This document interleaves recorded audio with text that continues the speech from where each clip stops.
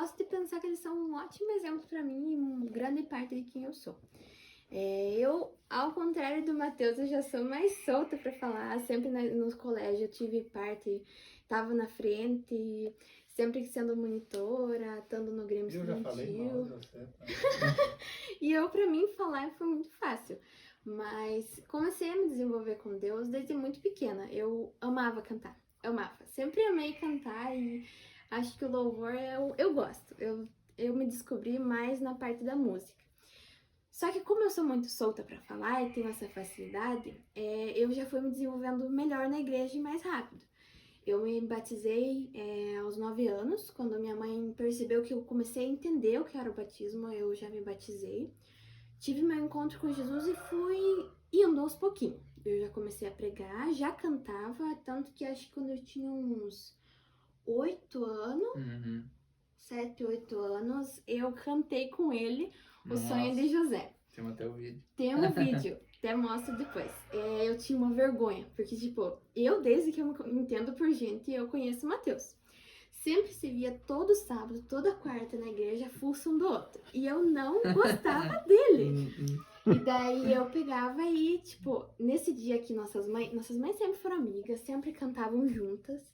E um dia elas falaram de nós cantar junto. E daí eu vim aqui, eu lembro até hoje, eu vim aqui na casa de Tia Vânia, pegamos uma folhinha azul e nós dois ensaiando a musiquinha e daí nós cantamos. Mas sempre fui puxando assim, desde os 9 anos já prego, tenho muito gosto por isso.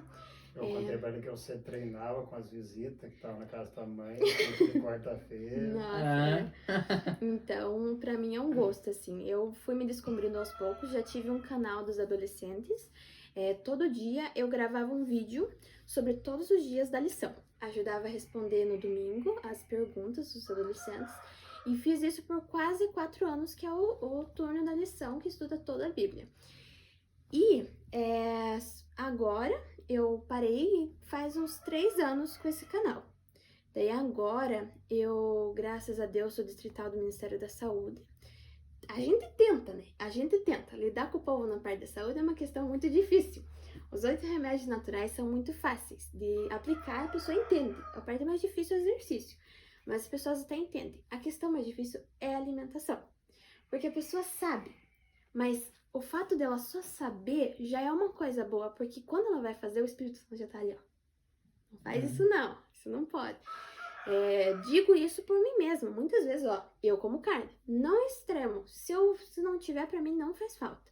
Até porque no céu, a gente, né, não vai poder olhar pros boizinhos sadios, né, ali é um churrasquinho, né. Então, mas pra mim, o meu encontro com Jesus é diário, tanto que eu agradeço muito, muito a Deus todas as noites por ter o Matheus. Eu aprendi uma lição muito valiosa com a minha mãe, que foi fazer todos os dias. Eu acordava para ir pro colégio 5 horas e eu tinha 3 alarmes. 4h30 pra eu acordar, sabe quando você tá meio torto, assim, com dor no pescoço, com frio. Eu me cobria, dormia melhor, sabia que eu tinha meia hora pra dormir. Daí eu acordava 5h10, fazia minhas coisas e tinha um alarme de 5h20. Eu saía 5h30 de casa. E 5h20 nós fazíamos o culto. Minha mãe acordava comigo, nós se ajoelhava na minha cama, orava e lia a lição.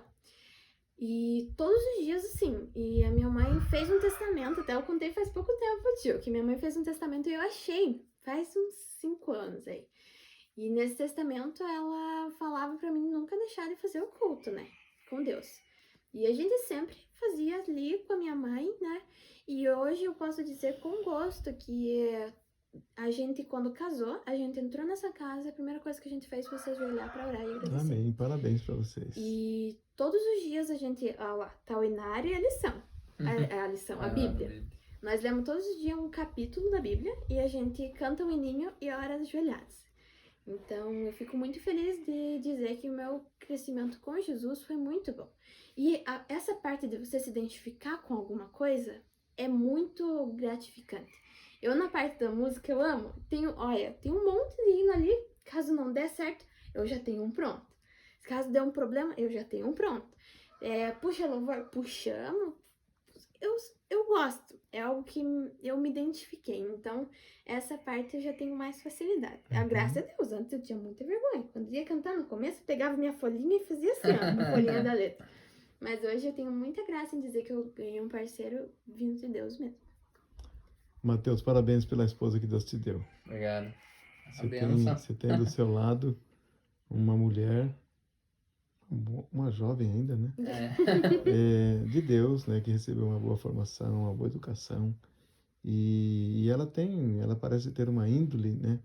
Realmente voltada para as coisas espirituais. Parabéns por esse presentaço que Deus te deu. E parabéns, Paloma, por esse príncipe que você tem aí também do teu lado. Né?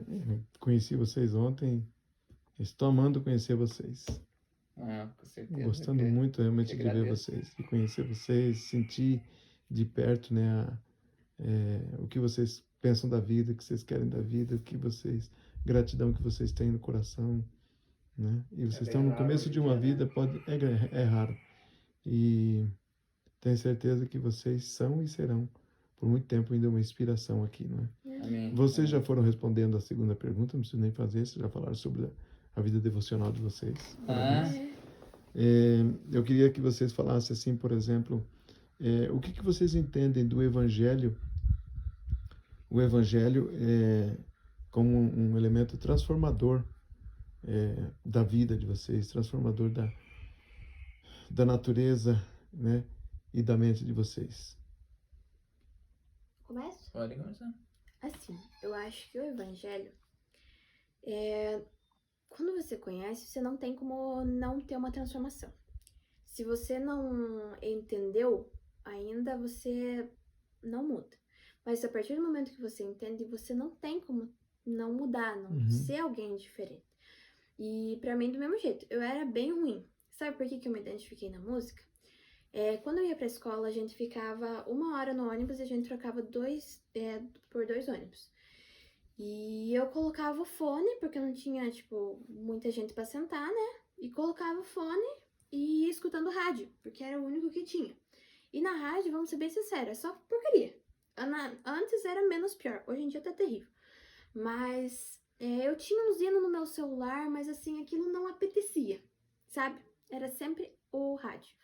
E o que acontece? Teve um dia que eu falei pra mim, chega, é aquela história, se ele não for o primeiro, então já não é mais nada.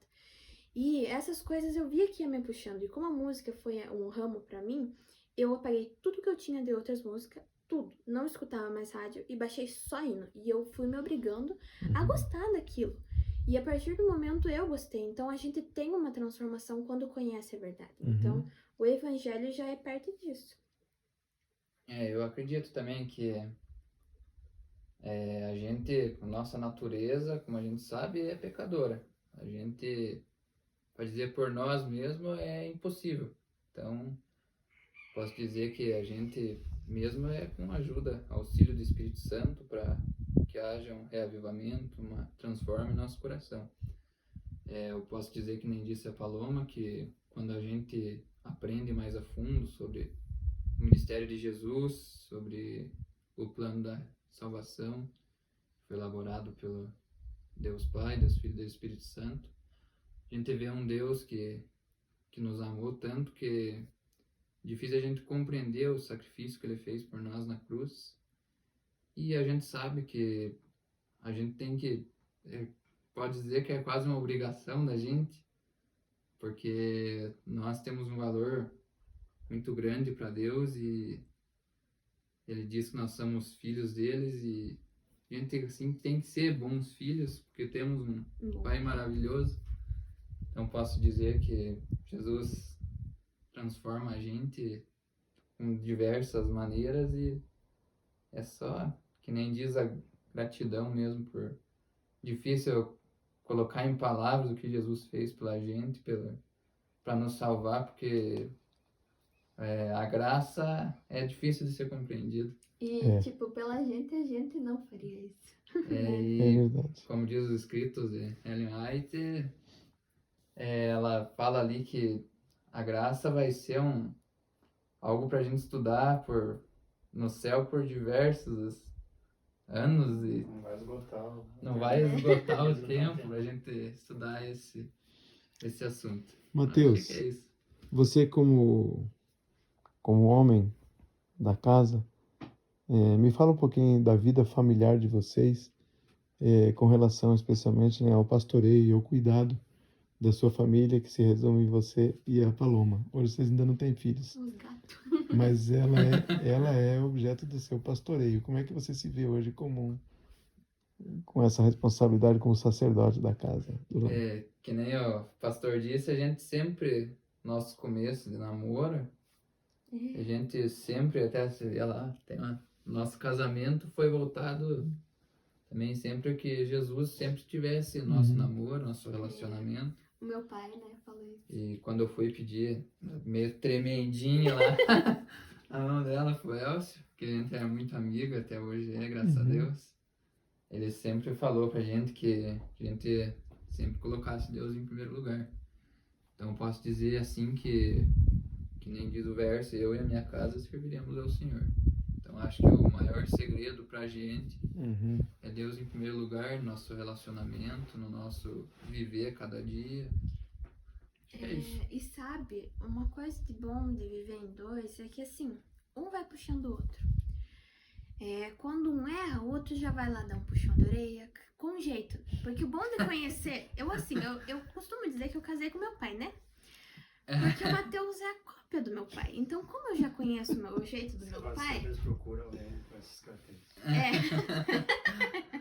Mas sabe, como eu conheço meu pai, eu já sei o jeito de chegar nele.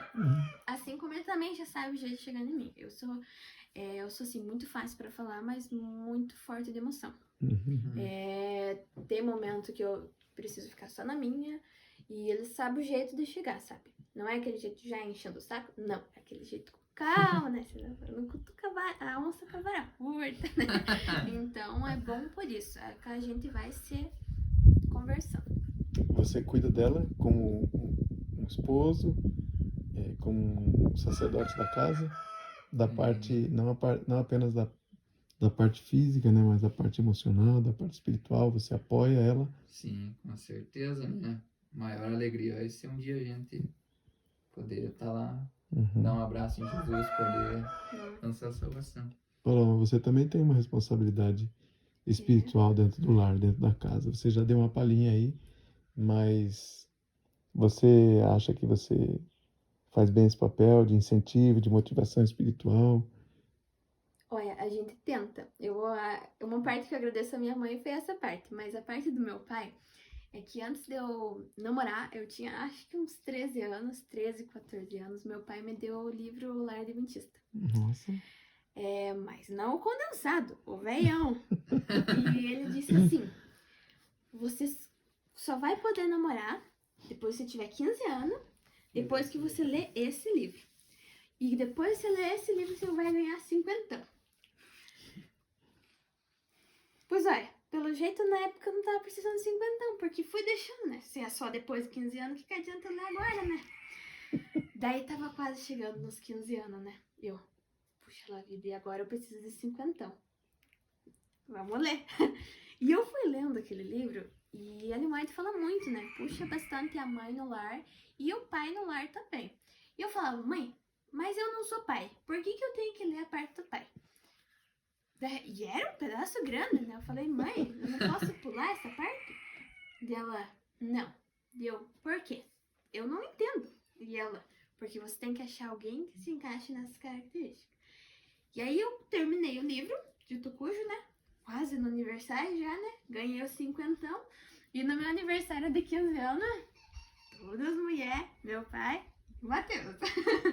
E não demorou muito, eu fiz 15 anos e em agosto, dia 15, o Matheus foi lá, num sábado frio, chovendinha, foi lá, pediu em namoro. E o nosso namoro foi muito bom, porque desde o começo a gente sempre foi colocando Deus na frente. Então, essa questão eu agradeço muito a Deus pelo meu pai ter me incentivado a ler o livro Lar Adventista, porque muita coisa se aplica. A mãe no lar, a ciência do bom viver, essa parte como é que eu posso dizer? Essa parte da questão da saúde, que eu me engajei também, a ciência do bom viver tem uma parte que a Ellen White fala, acho que no capítulo 57 ou por aí, que a mãe do lar, a mulher da casa, deve agir com sabedoria também na cozinha. Claro. Eu amo minha cozinha, ela é amarela do jeito que eu sonhei. Então, pra mim é um gostinho, sabe? Então, eu amo cozinhar e pra mim, quando a Ellen White fala nessa parte de cuidar da questão do marido, do exemplo dela, tanto que ela fala no regime alimentar as notas da vida dela e a experiência própria, eu agradeço muito a Deus por ter minha cozinha e ter o prazer de cozinhar também pro Matheus e cuidar dele nessa parte também. Uhum. Como incentivador espiritual também, dando ajudando para ter sujãozinho. um culto, ajudando sempre a ter os momentos de culto especiais, né? A casa em ordem, a casa arrumada, tudo isso tudo isso faz parte, né, Com certeza. né? Eu queria saber com vocês, assim, por exemplo, nós somos responsáveis diante de Deus quanto a tudo que Ele nos dá. O nosso corpo, os nossos talentos, nossos dons, os nossos recursos, né, resultado do nosso trabalho. Eu queria que vocês dissessem para nós como é que está a vida de vocês na mordomia do corpo, do tempo, dos talentos e dos recursos e o uso missional dos recursos financeiros, incluindo devolução fiel de dízimos e ofertas. Então, na parte de começar pelas dízimos e ofertas, há um tempo atrás, dá para dizer, acho que plenamente um ano e meio aí, eu não era regular, eu devolvia meu dízimo ali um mês sim, um mês não, mas sempre ali ficava, que nem diz, colocava o dinheiro num sactel furado, porque ganhava às vezes um dinheirinho bom, mas parece que já sumia. Evaporava. Então, daí até o pastor Wanderson, foi um dia visitou a nossa família e fez essa pergunta. E ele me deu alguns conselhos sobre a questão da mordomia. E eu comecei daí a devolver o meu dízimo regularmente. E tinha uma oferta naquela época de 50%. Tudo que eu ganhava, eu dava 50% de oferta. Era o meu objetivo. Uhum. 5. Desculpa. 50. Daí, depois de algum tempo, eu comecei a ganhar um pouco melhor e fiz o pacto de 10%. Então, até hoje eu faço isso. Daí, agora, a partir de algum tempo, comecei a doar para o Anjo da Esperança também. Uhum. Eu comecei a ver o projeto Novo Tempo, acho muito bonito e posso dizer que, graças a Deus, tenho sido muito abençoado. Questão do meu trabalho, até nas minhas abelhas aqui eu posso ver claramente a mão de Deus. Primeira colheita já. Enxame, pegar em casa, tanto a sem ferrão, a construção dessa casa, da nossa cerca aqui. Então posso ver que Deus tem abençoado e posso dizer com toda certeza que vale a pena ser fiel. Amém, parabéns. E a questão também do tempo, posso dizer que cedo, todo dia a gente acorda, faz o nosso culto. Também posso dizer que talvez tenha falhado um pouco na questão do sábado. Eu sou um pouco preguiçoso para sair, assim, eu gostaria, é um objetivo meu esse ano de fazer mais visitas, sair mais, visitar, porque eu gosto às vezes, no final de semana, cansado do trabalho, ficar um pouco em casa. Mas me culpo um pouco por causa disso, sair mais, entregar um livro, entregar um folheto. Então, acho que no tempo, assim, na questão de comunhão, a gente sempre tem cedo, às vezes de noite a gente faz também. Mas eu acho que no tempo talvez eu poderia melhorar, pra ser bem sincero. Certo. E daí a questão do corpo, também gosto, às vezes, de comer alguma bobageirinha ali. Tenho que melhorar, acredito eu, mas em muita coisa eu já posso dizer que melhorei. Chocolate. Nós gostamos de um docinho. Hoje nós. Mas acho que é isso aí. Paloma. Eu, de maneira breve, eu peguei esse costume do meu pai Meu pai sempre foi um cara meio curu, né? Puxei um pouco disso. O que é curu? Curu é mão fechada, assim, que tem dó de gastar dinheiro. De avião. De avião nunca gasta. Isso mesmo. E eu, desde pequena, eu nunca ganhei dinheiro fácil. Tanto que eu me lembro do primeiro 50 que eu ganhei, mas não foi do meu pai. Os dois. Quando eu ganhava um 2, eu ficava muito feliz. Mas você acha que eu ficava feliz por ganhar o 2ão? Claro que sim, mas eu não ganhava o 2ão só por ganhar. Eu tinha que trabalhar pra conseguir esse 2ão. Deixa eu contar a historinha do 2ão. Pode contar. Ela é conhecida a menina do 2ão. É que o pai dela, para incentivar ela a fazer alguma coisa, dizia, ó, faz que eu te dou um 2ão. Na época o 2 era um 2ão. Aí ela, um dia ele pediu, ela saiu de meia, assim, correndo tudo. Falou, viu, mãe, não precisa tanta pressa, pode vestir um calçado. Ah, não interessa, o que importa é o 2ão. É hoje nós brincamos com isso.